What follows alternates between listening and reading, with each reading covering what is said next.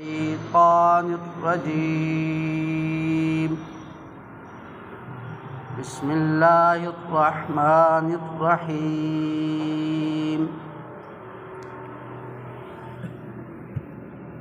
سبحان الذي أسرى بعبده ليلا من المسجد الحرام إلى المسجد الأقصى الذي باركنا حوله لنريه من آياتنا. قال النبي صلى الله تعالى عليه وسلم: فرأيت النور الأعظم فأوحى الله إلي ما شاء، أو كما قال صلى الله تعالى عليه وسلم: صدق الله العظيم وصدق رسوله النبي الكريم، ونحن على ذلك لمن الشاهدين والشاكرين، والحمد لله رب العالمین. درود پاک پڑھیے. اللهم صل على محمد وعلى آل محمد كما صليت على إبراهيم وعلى آل إبراهيم إنك حميد مجيد. اللهم بارك على محمد وعلى آل محمد كما باركت على إبراهيم وعلى آل إبراهيم إنك حميد مجيد.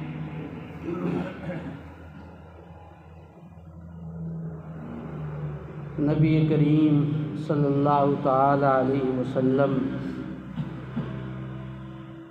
کی ساری زندگی ہمارے لیے نمونہ اور مشعل راہ ہے،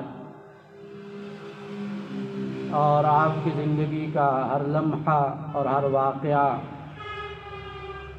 تابناک، روشن، اور آپ کی سیرت کا ہر پہلو اس قابل ہے کہ انسان اس کی پیروی کرے.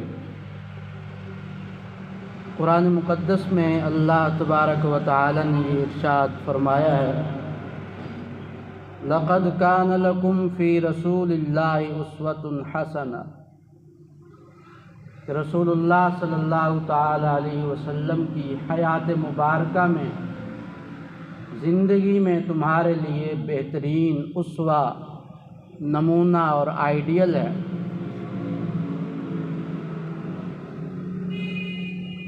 نبی کریم صلی اللہ تعالی علیہ وسلم کے سیرت کے جو واقعات اور زندگی میں جو واقعات پیش آئے، ان میں ایک اہم اور بڑا واقعہ جو مشہور اور معروف بھی ہے، معراج کا واقعہ ہے.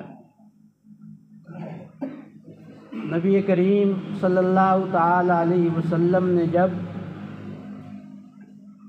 اعلان نبوت فرمایا اور آپ نے یہ بتلایا لوگوں کو کہ میں اللہ کا رسول اور نبی ہوں، اللہ تعالیٰ کی آخری کتاب میرے اوپر اترنی ہے اور اتر رہی ہے،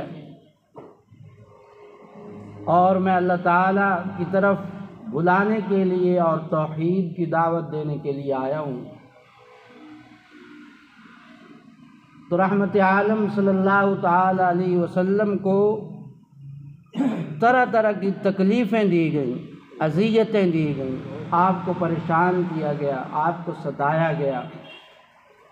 آپ نے بہت مشقتیں برداشت کی، اور آپ نے فرمایا کہ جو اللہ تعالیٰ کا جتنا قریبی ہوگا اس کو اتنی ہی دین کی خاطر اور اللہ تعالیٰ کی خاطر تکلیفیں اٹھانا پڑیں گی. اور فرمایا کہ انبیاء کو سب سے زیادہ ستایا گیا ہے، اور انبیاء میں بھی سب سے زیادہ مجھے ستایا گیا ہے. لیکن صاف ظاہر ہے کہ اللہ تعالیٰ کا یہ ایک قانون ہے، اور اللہ تعالیٰ کی یہ ایک عادت کہہ لیں، عادت اللہ یہ ہے کہ جو شخص خالق جل وعلا کے لیے تکلیفیں اٹھاتا ہے، اللہ تعالیٰ اس کو بدلہ بھی اتنا بڑا ہی عطا فرماتے ہیں، اس کا اجر بھی اتنا بڑا ہی عطا فرماتے ہیں۔ جیسا کہ لکھا ہے اجرک علی قدر تعبک، جس قدر مشقت انسان کسی عمل میں کسی نیکی میں اٹھائے گا اس کا اجر و ثواب بھی اسی طرح ہوگا۔ یہ دین اسلام کا ایک سادہ سا اور واضح سا اصول ہے کہ جس دین کے کام میں جتنی مشقت ہوگی، جتنی تکلیف ہوگی، جتنی مشکلات ہوں گی، اس کا اجر و ثواب بھی اتنا ہی بڑا ہوگا۔ یہی وجہ ہے کہ حج کا ثواب بہت زیادہ ہے، اس میں مشقت اٹھانا پڑتی ہے۔ جہاد فی سبیل اللہ کا ثواب بہت زیادہ ہے، اس میں انسان کو مشقت اٹھانا پڑتی ہے۔ رات کے آخری پہر میں سرد موسم میں اٹھ کر ٹھنڈے پانی سے وضو کر کے تہجد پڑھنے کا اجر و ثواب بہت زیادہ ہے، کیونکہ اس میں انسان کو اپنی طبیعت کے خلاف چلنا پڑتا ہے، مشقت اٹھانی پڑتی ہے۔ نبی کریم صلی اللہ تعالی علیہ وسلم نے خصوصاً مکی زندگی میں، آپ کی زندگی کو سیرت نگاروں نے دو حصوں میں تقسیم کیا ہے، ایک مکی زندگی اور ایک مدنی زندگی۔ مکی زندگی یعنی جو آپ نے مکہ المکرمہ میں گزاری ہے، اور مدنی زندگی جو آپ نے مدینہ منورہ میں گزاری ہے۔ مکی زندگی آپ نے 53 برس 50 اور 3 53 برس آپ نے مکہ المکرمہ میں گزارے، جس میں سے 13 سال دور نبوت کے ہیں، اور اس سارے عرصے میں آپ کو مسلسل ستایا گیا، تکلیفیں دی گئی۔ دور نبوت کے 10 سال ابتدائی آپ نے انتہائی تکلیفوں اور مشقتوں میں اٹھائے۔ 3 سال تک شیب ابی طالب میں قید رہے، بند رہے، محصور رہے، کھانا بند، پانی بند، مقاطع، مکمل طور پر بائیکاٹ، معاشرتی بائیکاٹ آپ کا کیا گیا۔ 3 سال تک نام لینا آسان ہے، مکمل معاشرتی آپ کا بائیکاٹ کیا گیا۔ شیب ابی طالب سے فارغ ہونے کے بعد اسی سال سیدہ خدیجۃ الکبریٰ رضی اللہ تعالی عنہا کا انتقال ہوا، جو رحمت عالم صلی اللہ علیہ وسلم کی سب سے بڑی غم گسار تھیں، آپ کو سہارا اور آسرا دینے والی تھیں۔ حضرت سیدہ ام المومنین خدیجۃ الکبریٰ رضی اللہ عنہا، اور رسول اللہ صلی اللہ علیہ وسلم کو بھی ان سے بہت محبت تھی، بہت محبت۔ پھر اسی سال جناب ابو طالب کا انتقال ہوا، جو رسول اللہ صلی اللہ علیہ وسلم کے معاشرتی طور پر دست راست تھے، آپ کے معاون اور مددگار تھے، ان کا انتقال ہوا۔ شیب ابی طالب کی تکلیفیں، مشرکین مکہ کی طرف سے آپ کو اذیتیں، آپ کی غم گسار زوجہ کا انتقال، آپ کے دست راست چچا کا انتقال، اس سال کو رحمت عالم نے عام الحزن قرار دیا صلی اللہ علیہ وسلم۔ عام الحزن، عام عربی میں کہا جاتا ہے سال کو، یعنی غم کا سال، تکلیف کا سال، پریشانی کا سال۔ جب آپ پر اس قدر غم طاری تھا، تکلیف طاری تھی، تو باری تعالیٰ نے کہا کہ اب اپنے اس محبوب کو سیر کروانی چاہیے، فریشمنٹ کا انتظام ہونا چاہیے۔ کیا کروانی چاہیے؟ سیر کروانی چاہیے، تاکہ یہ جو تکلیفوں کا ایک بوجھ آپ پر پڑا ہوا ہے یہ ہلکا ہو۔ اس وقت رب کائنات نے آپ کو معراج کا سفر کروایا۔ کیا کروایا آپ کو؟ معراج کا سفر کروایا آپ کو، اور اس سفر کی تفصیلات ہیں جو سیرت اور حدیث کی کتابوں میں اپنی جگہ موجود ہیں۔ رحمت عالم صلی اللہ تعالی علیہ وسلم حضرت ام ہانی رضی اللہ عنہا کے گھر پر تشریف فرما تھے، آرام فرما رہے تھے۔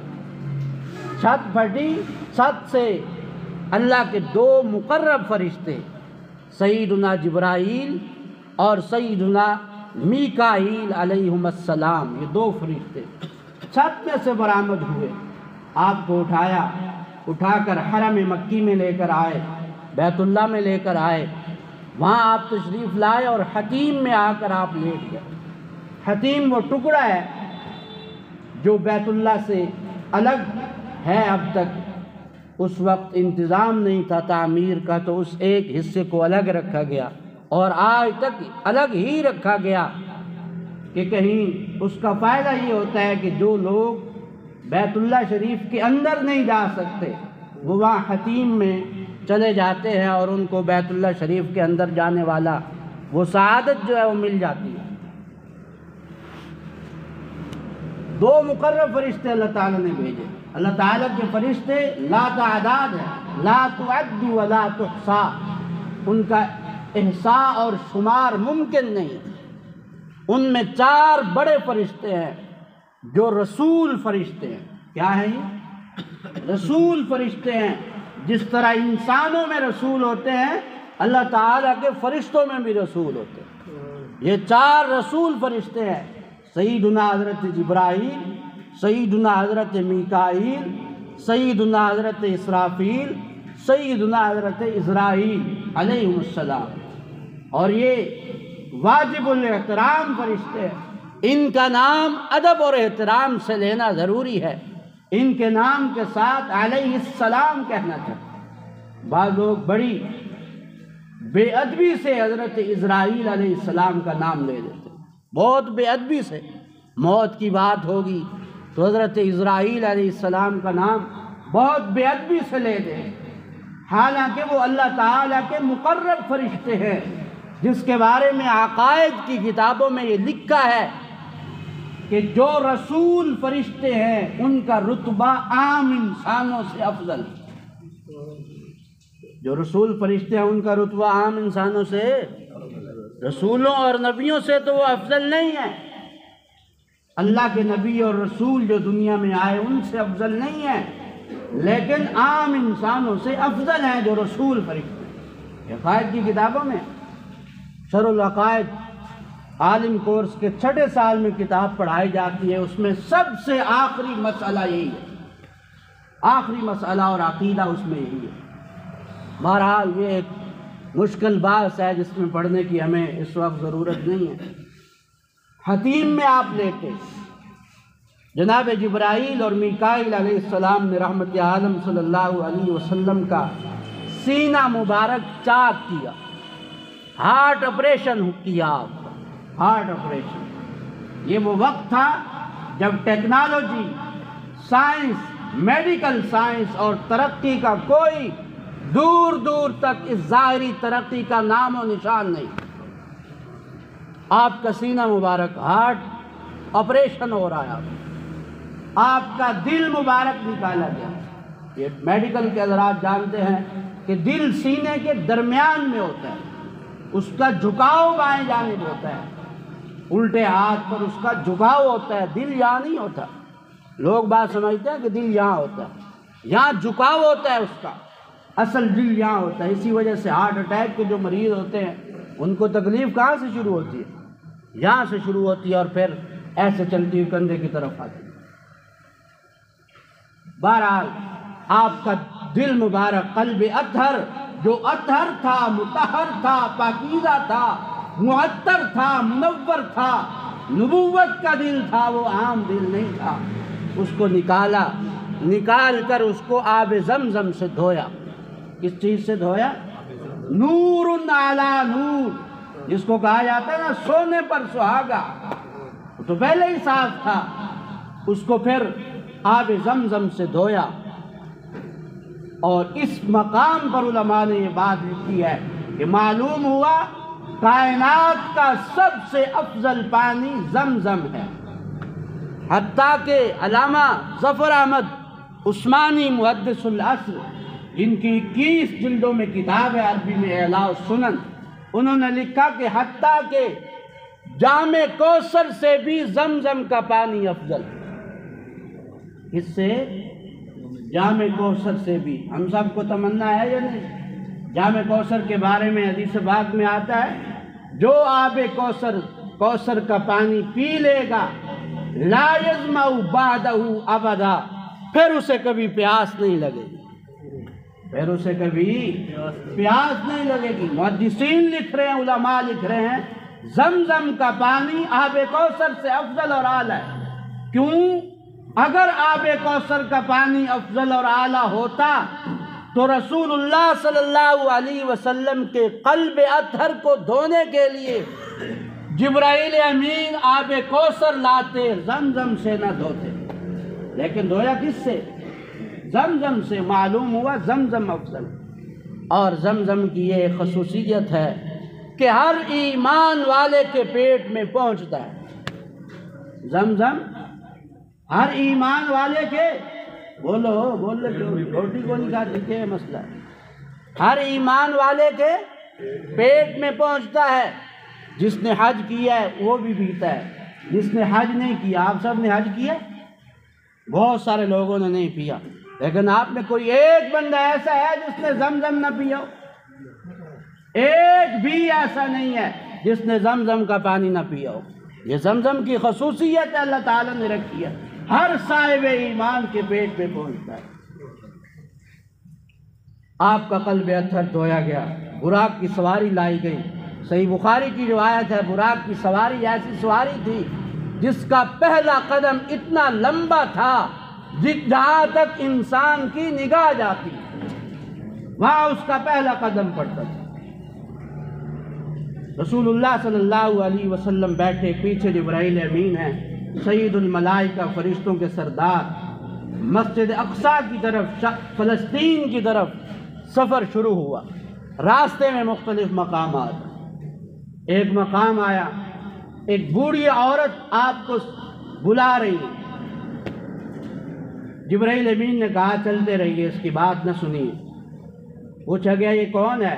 کہا کہ یا رسول اللہ یہ دنیا ہے، اور وہ بوڑھی تھی نا، اور دنیا ہے اور اپنی آخری عمر میں ہے، یعنی اب آپ کے بعد کوئی نبی آنے والا نہیں ہے، آپ کے بعد قیامت ہی آئے گی، بس اور کچھ نہیں ہو۔ پھر آپ آگے گئے، ایک بوڑھا شخص بلا رہا ہے۔ جبرائیل امین نے کہا چلتے رہیے، اس کی بات بھی نہ سنیے۔ پوچھا گیا یہ کون ہے؟ جبرائیل امین نے کہا یہ شیطان ہے جو برائی کی طرف بلاتا ہے۔ پھر آپ آگے چلے، وہاں کچھ لوگ تھے جنہوں نے سلام کیا، انہوں نے کہا السلام علیکہ یا اول، السلام علیکہ یا آخر، السلام علیکہ یا حاشر، 3 سلام کیے۔ اے سب سے پہلے نبی، اے سب سے آخری نبی، اے قیامت کے دن سب سے پہلے اٹھنے والے نبی۔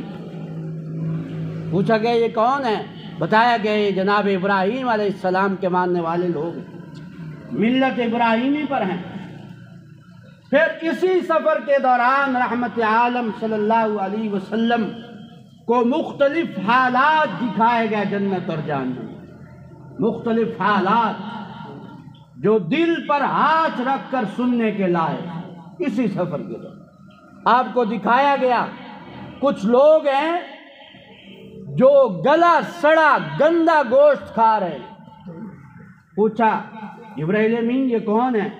عرض کی یا رسول اللہ یہ وہ لوگ ہیں جو دنیا میں اپنے مسلمان مردہ بھائیوں کا گوشت کھاتے تھے، یعنی ان کی غیبت کرتے تھے۔ دیکھا کچھ لوگ ہیں جن کے سامنے اچھا عمدہ صاف ستھرا گوشت بھی ہے اور گندا گلا سڑا بدبودار گوشت بھی ہے، وہ اچھا گوشت نہیں کھاتے، بدبودار گلا سڑا ہوا گوشت کھا رہے۔ پوچھا جبرائیل امین یہ کون لوگ ہیں؟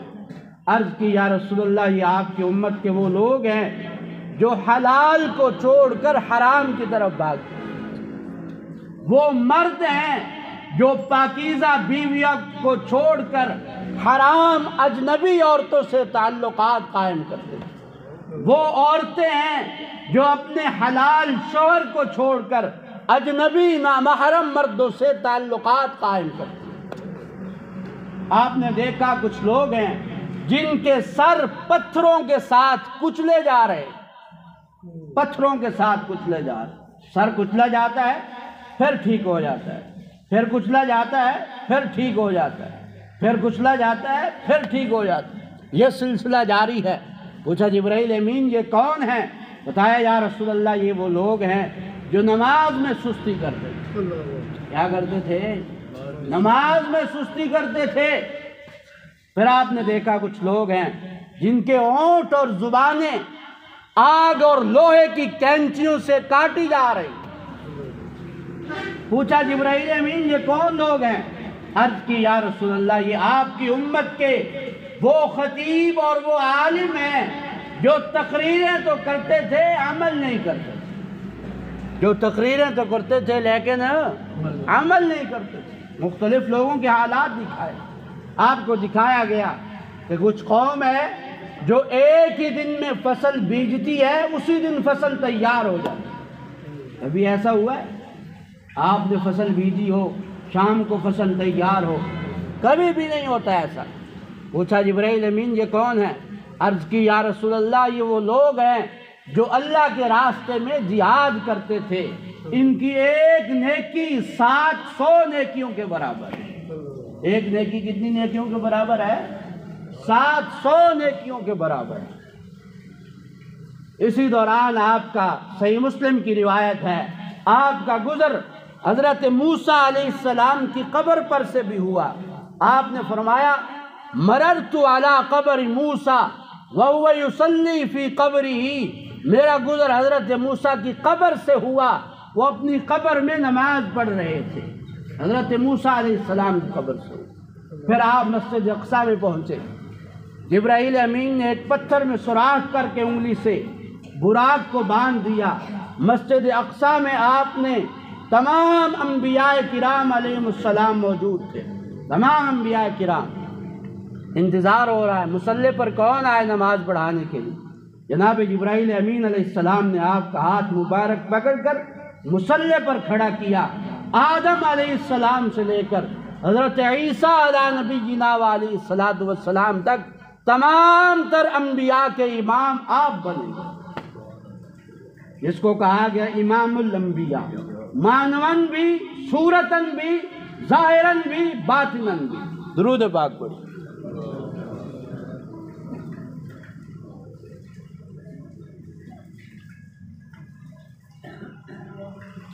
سیرت اور حدیث کی کتابوں میں ہے، یہاں پر مختلف انبیاء نے اللہ تعالیٰ کی حمد و ثنا پر مبنی اور مشتمل خطبے پیش کیے۔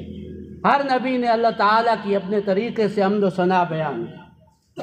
پھر یہاں سے آپ کا سفر شروع ہوا آسمانوں کا۔